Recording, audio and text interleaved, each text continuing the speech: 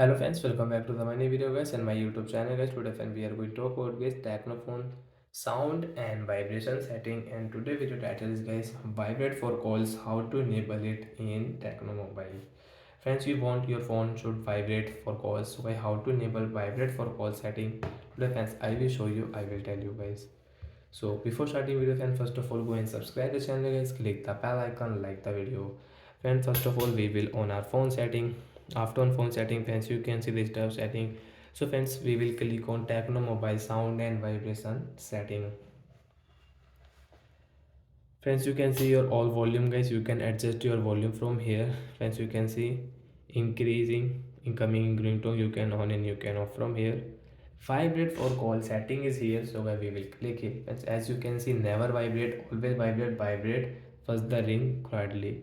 So friends, you want to enable first the ring, first time ring, and guys you want to enable it to always vibrate, so a phone will always vibrate for calls. So friends, you want always vibrate, so guys click on your always vibrate and friends come back. So friends, you vibrate for calls will enable in Tecno mobile, and friends you don't want to use vibrate for call setting, you want to disable.